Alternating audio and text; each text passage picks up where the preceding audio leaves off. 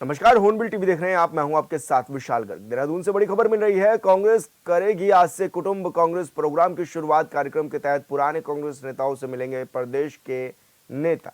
अपने पुराने कांग्रेस नेताओं को सक्रिय करेंगे नेता। पूर्व महानगर अध्यक्ष हरीश विरमानी के घर से होगा कार्यक्रम की शुरुआत। तो ये बड़ी खबर आप तक पहुंचा रहे हैं, जहां पर आज से कांग्रेस एक नया कार्यक्रम चला रही है। कुटुंब कार्यक्रम इसका नाम भी दिया गया है और अपने पुराने कांग्रेसी नेताओं के घर में पहुंचेंगे नेता। इस दौरान पूर्व महानगर अध्यक्ष हरीश विरमानी के घर से कार्यक्रम की शुरुआत भी की जाएगी।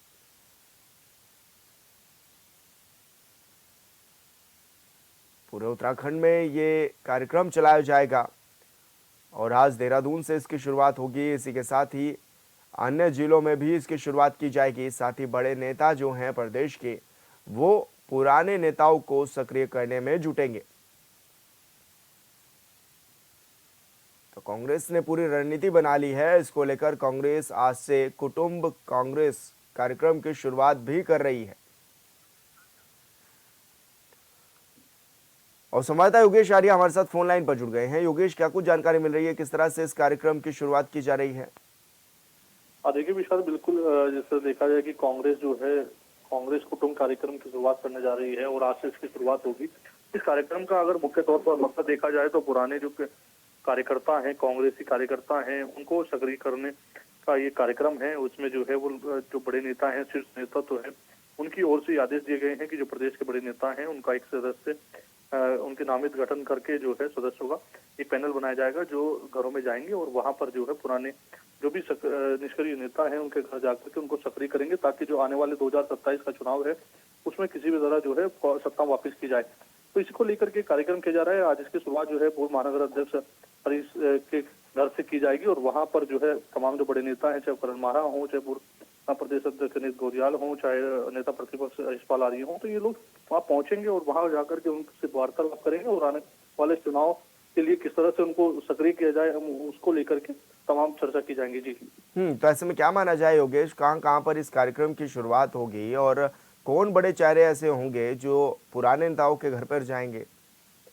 देखिए बिल्कुल, इसमें जो है आज से जिस तरह से पूर्व महानगर नगर अध्यक्ष के यहाँ से शुरुआत इस कार्यक्रम की जा रही है और आने वाले कल में तमाम जो पुराने कार्यकर्ता हैं उनके यहाँ पर जो है बड़े नेता जाएंगे, चाहे प्रदेश अध्यक्ष हों, चाहे पूर्व प्रदेश अध्यक्ष हों, चाहे कमेटी के जो मौजूदा हाल वक्त में जो प्रदेश की कमेटी है उसके नेता हों, तो तमाम नेताओं की जिम्मेदारी जो है जिला स्तर पर, मंडल स्तर पर लगाई गई है। सभी अपनी अपनी जिम्मेदारियों के तहत जो है तमाम पुराने नेताओं के घर जाएंगे। ये वो घर हैं जिनको चिन्हित किया जा रहा है, जिसमें पूर्व में इंदिरा गांधी और राजीव गांधी, संजय गांधी आया करते थे। तो कहीं ना कहीं उन परिवारों को जो है तलाशा जा रहा है, उन्हीं के घर पर जाकर के उनसे मिला जाएगा, उनको आने वाले कल के लिए सक्रिय किया जाएगा। क्योंकि देखिए लंबे समय से कांग्रेस जो है प्रदेश की सत्ता से दूर है और किस तरह से वो सत्ता वापस लौटता जाए, इसको लेकर के तमाम एक बैनर तले, एक मंच तले इकट्ठा होने का प्रयास किया जा रहा है। क्योंकि हाल ही में देखा जाए तो कई चुनाव ऐसे थे जिसमें जो है नेता छिन्न भिन्न नजर आए थे, तो उसके कारण उन्हें हार का सामना करना पड़ा था। तो इसलिए कांग्रेस चाहती है तो एकजुटता दिखाई जाए और आने वाले कल में मिलकर चुनाव लड़कर जो है कहीं ना कहीं जीत हासिल की जाए। तो निश्चित तौर पर उसी के तहत ये कुटुंब कार्यक्रम शीर्ष नेतृत्व की ओर से आदेश दिया गया है, उसमें जो है कार्यक्रम रखा जा रहा है और उसका पालन जो है करते नजर आएंगे। और साथ ही साथ जिस तरह से जिलाध्यक्ष और महानगर अध्यक्षों का भी प्रशिक्षण होना है, तो उसके कार्यक्रम में भी जुटेंगे, ताकि आने वाले कल में किसी भी तरह की चूक जो है वो आने वाले चुनाव में देखने को ना मिले। जी बिल्कुल योगेश, बहुत शुक्रिया आपका तमाम जानकारी साझा करने के लिए। चारधाम यात्रा के लिए आज से शुरू हुए पंजीकरण। तो ये बड़ी खबर आप तक पहुंचा रहे हैं। इस बार आधार प्रमाणित होंगे पंजीकरण।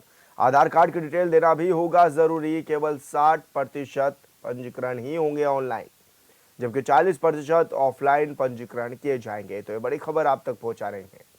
हरिद्वार, ऋषिकेश के साथ ही यात्रा मार्गों पर बढ़ाई जाएगी पंजीकरण केंद्रों की संख्या। यात्रा के शुरुआती 15 दिन 24 घंटे खुले रहेंगे पंजीकरण केंद्र।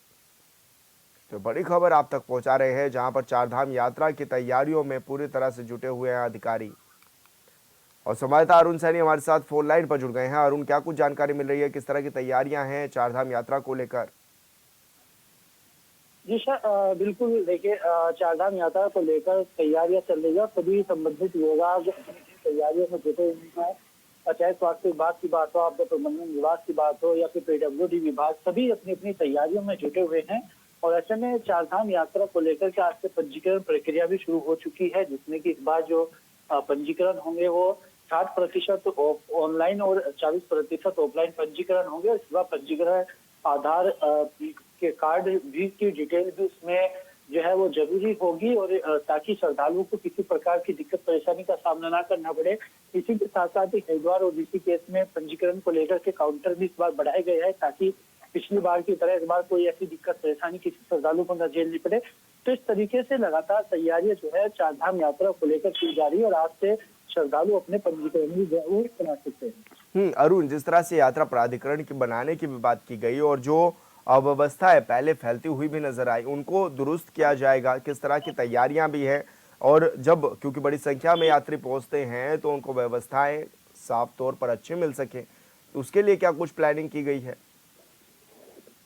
जी विशाल, बिल्कुल देखिए, चारधाम यात्रा प्राधिकरण को लेकर के भी तैयारियां चल रही है, उसको लेकर के भी लगातार रिपोर्ट तैयार की जा रही है। ऐसे में चारधाम यात्रा प्राधिकरण में क्या कुछ होता है, भीड़ मैनेजमेंट को लेकर के जो है क्राउड जिस तरीके से पहुंचता है उसको लेकर के क्या कुछ चीजें उसमें देखी जाती है, किस तरीके से उसको लेकर के क्या कुछ प्लान किया जाता है, और इसको लेकर के हक हकूकधारियों, पंडा पुरोहितों से और साधु संतों से सुझाव भी लिए जा रहे हैं। तो ऐसे में अब प्राधिकरण में क्या कुछ विशेष से देखने को मिलता है, किस तरीके से इसमें क्या कुछ चीजें रखी जाती है, तमाम चीजें देखने वाली। बिल्कुल अरुण, बहुत शुक्रिया आपका तमाम जानकारी साझा करने के लिए। विकासनगर के थाना डांडा में वन पंचायत सम्मेलन का आयोजन किया गया, जहां वन मंत्री सुबोध उनियाल ने शिरकत की। वहीं वन पंचायत सम्मेलन को संबोधित करते हुए वन मंत्री सुबोध उनियाल ने कहा है कि वर्तमान समय में देश दुनिया के सामने वनों के पतन को रोकना एक बड़ी चुनौती है, जिसमें स्थानीय समुदाय के लोगों की सहभागिता भी काफी जरूरी है।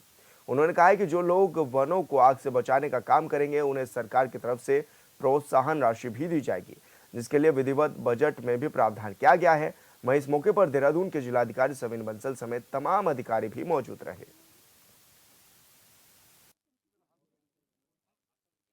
पंचायतें सम्मेलन करके ये था कि हमारे राज्य आप जानते हैं कब तक पथरी रहता बनाच्छादित क्षेत्र है, 11,230 पंचायतें हैं। जौनसार बाबर क्षेत्र में 186 के आसपास पंचायतें हैं। इस सम्मेलन के लिए था कि देखिए वनाग्नि का समय भी शुरू हो रहा है, ह्यूमन वाइल्ड लाइफ कॉन्फ्लिक्ट भी होता है, किस तरह स्थानीय लोगों की भागीदारी के साथ हम वनाग्नि और जो मानव वन्यजीव संघर्ष है इसको किस तरह कम कर सकें और किस तरह स्थानीय लोगों को इसके लिए जागरूक कर सकें, उनके अंदर एक जिम्मेदारी का भाव भी बने और उनको मदद भी मिले। यही कारण था कि वन पंचायतों को सुदृढ़ करने के लिए वन पंचायत सम्मेलन किया गया, जिसमें 15,000 रुपये पर वन पंचायत को जिला प्रशासन ने आपदा प्रबंधन मद के दिया। इसके साथ साथ हम लोग वन पंचायतों में 628 करोड़ का हर्बल मिशन भी शुरू करने जा रहे हैं, ताकि क्योंकि हम लोगों ने वन पंचायत अधिनियम में परिवर्तन करके वन पंचायत की भूमि पर जड़ी बूटी की खेती करने का जो प्राविधान किया कि वो की जा सकती है, ताकि वन पंचायतों के माध्यम से वन पंचायत से जुड़े हुए लोगों की आजीविका भी जुड़े और वो वनों को बचाने में अपनी भूमिका को और ज़्यादा संवेदनशीलता के साथ करें। सम्मेलन यहाँ किया गया और वन पंचायतों को जो दायित्व दिया गया, जब तक वो मूर्त रूप से जमीन पर ना उतरे तब तक कोई फायदा होने वाला नहीं। क्योंकि प्रदेश के अंदर वनाग्नि लगातार वन क्षेत्र अपनी चपेट में इस दिशा में प्रयास है, सार्थक होगा। सरकार को साधुवाद असली बात नहीं। मैंने कहा कि सगरोता विधानसभा में बहुत सारे डेस्टिनेशन है जो टूरिस्ट डेस्टिनेशन फॉरेस्ट के अंतर्गत आते हैं, तो उसको डेवलप करने के लिए वहाँ आवागमन वहाँ पर जो पर्यटकों के लिए आवश्यक संसाधन है उसको जुटाने की जो आवश्यकता है उसको करने का काम वन विभाग करे। अब आप मोइला टॉप का मैं जिक्र करना चाहता हूँ। मोइला टॉप जाने पर जो है एक यात्री से 50 रुपये लिया जाता है, कोई सुविधा वहाँ पर है नहीं, ना वहाँ शौचालय है, ना कुछ, ना पेयजल की कोई व्यवस्था है। ये व्यवस्था तो होनी चाहिए जब आप 50 रुपये एक पर्यटक को ही कहा ना कि मोइला टॉप जाने के लिए गाड़ी से का जो है 500 रुपये और यात्री से 50 रुपये लिया जाता है। लेने के बाद वहाँ पर जो समुचित व्यवस्थाएं होनी चाहिए वो नहीं है, ना वहाँ टॉयलेट की व्यवस्था है, ना पेयजल की व्यवस्था है। लोग जाते हैं और निराश होकर के वापस आते हैं। लैंसडाउन विधानसभा क्षेत्र के रिखनीखाल ब्लॉक के चौकटी गांव से एक दुखद खबर सामने आई है। दरअसल जम्मू कश्मीर कारगिल में पोस्ट ड्यूटी में तैनात 5वीं गढ़वाल राइफल के लॉन्स नायक रोबिन सिंह बिस्ट का निधन हो गया है। ब्रेन स्ट्रोक के कारण उनके बीते 14 दिनों से चंडीगढ़ कमांड हॉस्पिटल में इलाज चल रहा था। वहीं उन्होंने अंतिम सांस भी ली है। रिखनीखाल के चौकड़ी के रहने वाले रोबिन सिंह बिस्ट का पार्थिव शरीर उनके पैतृक गांव पहुंचा, जहां सैन्य सम्मान के साथ उन्हें अंतिम विदाई दी गई। इस दौरान क्षेत्र के कई गांव के लोग सैनिक के अंतिम दर्शन करने के लिए भी पहुंचे। जी का नाम बिरजू और माता का नाम लक्ष्मी देवी। ये 2 भाई और 2 बहनें थी। एक भाई की शादी हो रखी है और दोनों बहनों की शादी भी हो रखी है। रोबिन की सगाई अगले महीने थी। वर्तमान में ये 5 गढ़वाल राइफल में थे और कारगिल में तैनात थे। कारगिल बॉर्डर पर इनको ब्रेन स्टॉर्म की बीमारी थी, जिसके कारण ये वेस्टर्न कमांड में गए। चंडीगढ़ में भर्ती हुए थे। 14 दिन तक हॉस्पिटल में रहे और कल 9 बजे के करीबन इन्होंने अंतिम सांस कमांड हॉस्पिटल में ली और 1 बजे के करीबन इनका पार्थिव शरीर इनके गांव चौकड़ी पहुंचाया गया और गढ़वाल राइफल रेजिमेंटल सेंटर से सैन्य दल के साथ इनका पार्थिव शरीर इनके निवास स्थान चौकड़ी पर ले जाया गया, जहां पर इनकी माताजी ने और बहनों ने, सभी गांव वालों ने इनके पार्थिव शरीर के दर्शन किए। खबरों में आगे बढ़ेंगे। आस्था और सद्भावना के प्रतीक श्री झंडे जी मेले के लिए संगत से दून की रंगत बढ़ गई है। सद्भावना का 7 बुधवार को श्री महंत की अगुवाई में श्री झंडे जी का आरोहण किया गया। इसके लिए दून में संगत भक्ति में डूबी हुई नजर आई। इस मौके पर यहां आस्था का सैलाब भी उमड़ा है। जयकारों से दरबार साहिब गूंज उठा है।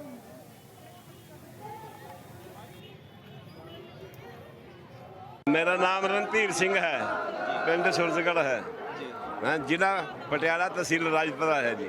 ਅਸੀਂ ਬਾਬਾ ਕੋਲ ਆਉਂਦੇ ਆ ਜੀ, ਮਤਲਬ ਸਾਲ ਪਿਛਾ ਆਉਂਦੇ ਆ, ਬਾਬੇ ਕੋਲ ਮੱਥਾ ਟੇਕਦੇ ਆ ਤੇ ਉਹਦਾ ਅਸੀਂ ਝੰਡਾ ਸਾਹਿਬ ਤੇ ਆਉਂਦੇ ਆ। ਅਸੀਂ ਇਹ ਗੁਰੂ ਜੀ ਮੰਨਦੇ ਆ ਤਾਂ हाँ जी। झंडे की बहुत मान्यता है, पंजाब तक मानता है, ता ही आए हम थे। यहाँ मान्यता पूरी है ये पंजाब की, ता करके हम आए। हम राजपुरे के राजपुरे एरिया के। हाँ जी ये प्रोग्राम देखते हैं जी, बहुत अच्छा लगता है जी।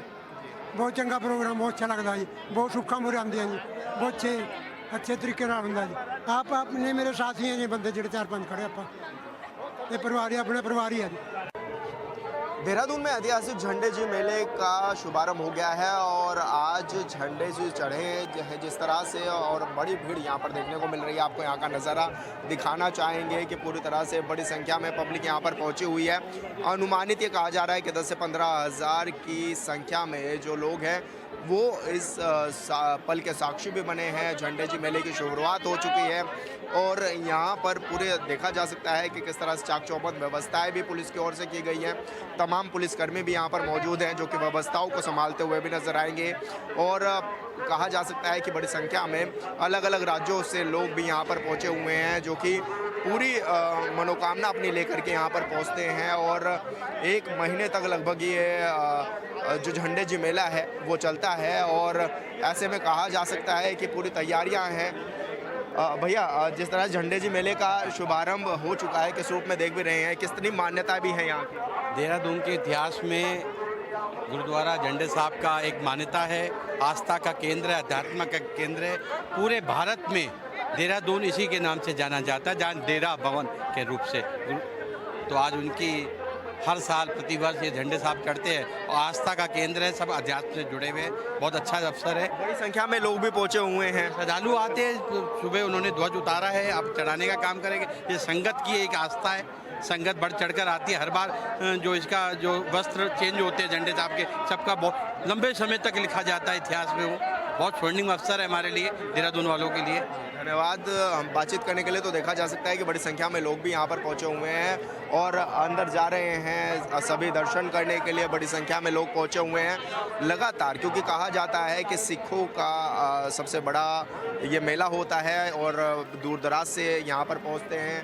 हरियाणा हो, पंजाब हो या फिर यूपी हो, उत्तराखंड हो, तमाम जगह से यहाँ पर लोग पहुँचते हैं और आस्था का बड़ा केंद्र है यहाँ पर। और आज जिस तरह से मेले का शुभारंभ भी हुआ और बड़ी संख्या में लोग पहुंच भी रहे हैं, पुलिस प्रशासन ने भी अपने पूरे पुख्ता इंतजाम किया है, व्यवस्थाएं पूरी की हुई है। हॉर्नबिल टीवी के लिए देहरादून से विशाल गर्ग। देहरादून में ऐतिहासिक झंडे जी मेले की शुरुआत हो गई है। आस्था और सद्भावना के प्रतीक श्री झंडे जी मेले के लिए संगत से दून की रंगत भी बढ़ गई है। जयकारों से दरबार साहिब गूंज उठे हैं। वहीं मेले में लोगों की भीड़ को देखते हुए पुलिस प्रशासन की ओर से पूरी तैयारियां कर ली गई हैं। देहरादून एसएसपी अजय सिंह से हॉर्नबिल टीवी ने इस दौरान खास बातचीत भी की है, जिसमें उन्होंने सुरक्षा के मद्देनजर कड़े इंतजाम होने की भी बात की है। अधिकारियों को उन्होंने अलर्ट मोड पर रहने के भी निर्देश दिए हैं। ऐतिहासिक झंडे मेले की शुरुआत हो गई है। एसएसपी देहरादून अजय सिंह जी हमारे साथ मौजूद हैं। सर, किस तरह की व्यवस्थाएं हैं, ट्रैफिक को किस तरह से मैनेज किया जा रहा है? तो मुझे लगता है कि सभी व्यवस्थाएं ठीक है। काफ़ी सारे श्रद्धालु गण हैं, जैसे देख के लगता है 10-15 हज़ार लोग अभी यहाँ पर इकट्ठा हैं और लोग की आने की संभावना दिख रही है। तो उसी के लिए यहाँ सभी को अलर्ट मोड पर रखा जाए, इसीलिए सबको ब्रीफ किया जा रहा है। पुलिस के कर्मचारियों को किस तरह से आपने दिशा निर्देश भी दिए हैं और लोगों से किस तरह की अपील करेंगे आप? देखिए, पूरा ये भीड़ मैनेजमेंट का ही होता है, तो एक साथ कहीं भीड़ का ज़्यादा प्रेशर ना बने। अगर ज़्यादा भीड़ आती है तो और जो हमारे बाहर बैरियर लगा रखे थोड़ा देर उनको रोक लिया जाए, धीरे धीरे करके लोगों को निकाला भी जाए, जैसे लोग आते भी रहे जाते भी रहे। तो ये व्यवस्थाएं बनाई गई, इसी संबंध में ब्रीफ किया गया। क्या अनुमान भी लगाया जा रहा है कुछ की कितनी भीड़ रहने के अनुमान? इस तरह का कोई अनुमान नहीं, लेकिन लास्ट ईयर्स को देखते हुए 15,000 से 20,000 एक अनुमानित रहता है कि इस मेले में लोग एक समय में आते हैं यहाँ पर। धन्यवाद सर। हॉर्नबिल टीवी से बातचीत करने के लिए अजय सिंह जी हमारे साथ थे, एसएसपी देहरादून, जो कि तमाम विषयों पर हमारे साथ बातचीत कर रहे थे। हॉर्नबिल टीवी के लिए। उत्तराखंड के सीएम पुष्कर सिंह धामी जब भी दिल्ली जाते हैं, प्रदेश में कैबिनेट विस्तार की चर्चाएं तेज हो जाती हैं। एक बार फिर मुख्यमंत्री दिल्ली दौरे पर हैं, लिहाजा इन दिनों मंत्रिमंडल विस्तार की चर्चाएं जोरों पर हैं। इस बार खास बात यह है कि प्रेमचंद अग्रवाल के इस्तीफे के बाद चर्चाओं ने जोर पकड़ लिया है। विपक्ष बार बार कैबिनेट विस्तार की मांग कर रहा है। विपक्ष का मानना है कि कैबिनेट विस्तार नहीं होने से सीएम धामी के पास ज्यादा बोझ है और विकास कार्यों पर इसका असर भी पड़ रहा है।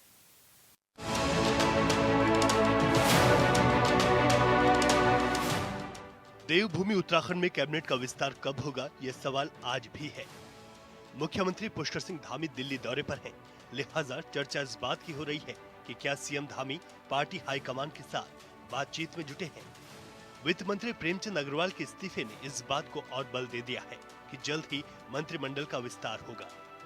पार्टी के प्रदेश अध्यक्ष सहित प्रवक्ता इस बात को कई दिनों से कह रहे हैं कि पार्टी हाईकमान को स्थिति से अवगत करा दिया गया है।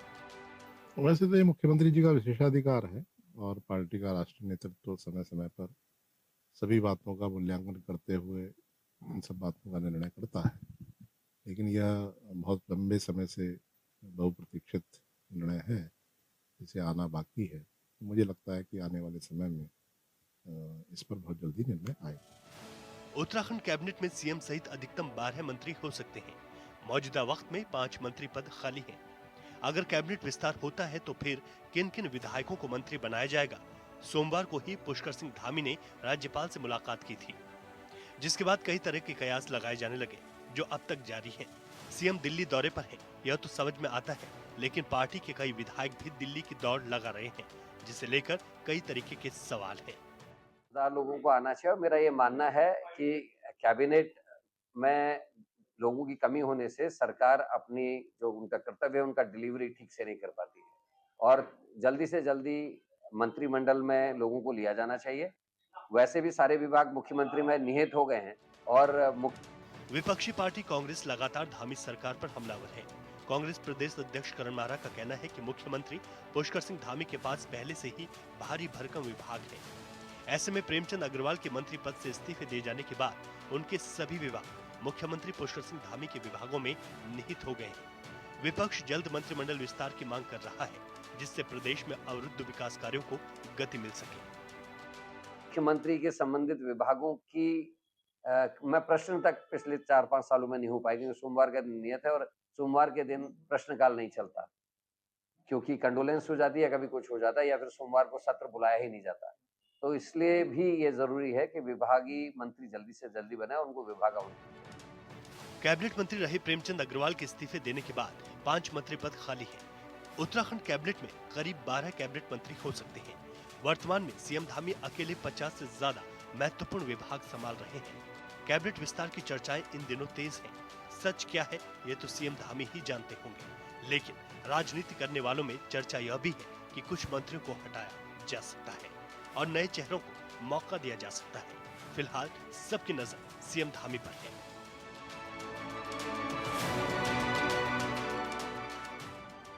Bureau report, hornbill TV.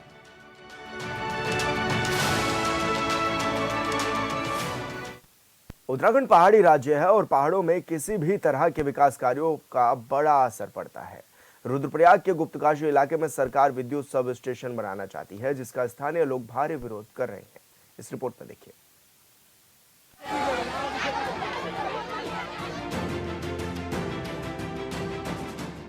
स्थानीय लोगों और पुलिस कर्मियों के बीच हंगामा और धक्का मुक्की की तस्वीरें रुद्रप्रयाग की ग्राम पंचायत रुद्रपुर की हैं।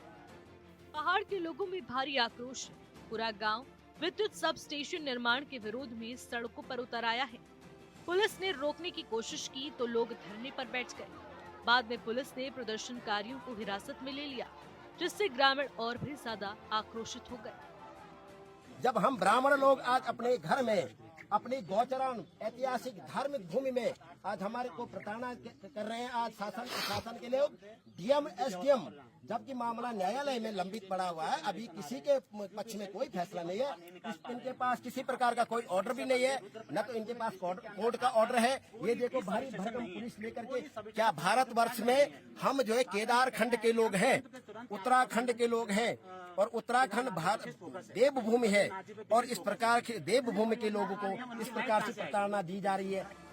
दरअसल ग्राम पंचायत रुद्रपुर की लगभग 6 हेक्टेयर गौचर भूमि पर वर्ष 2013 में power transmission corporation of Uttarakhand limited यानी कि पिटकुल ने विद्युत सब स्टेशन बनाने की पहल की थी।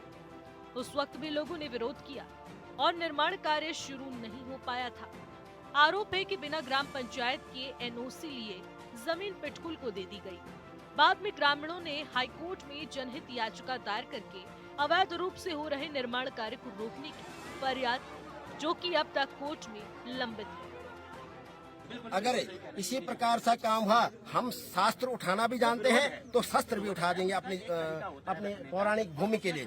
ये धार्मिक भूमि है, यहाँ पे गोवर्धन पूजा होती है, यहाँ पे छोटे बच्चे 5 साल के बच्चे अगर उसकी अंत्येष्टि होती है, यहाँ पे अंत्येष्टि की जाती है।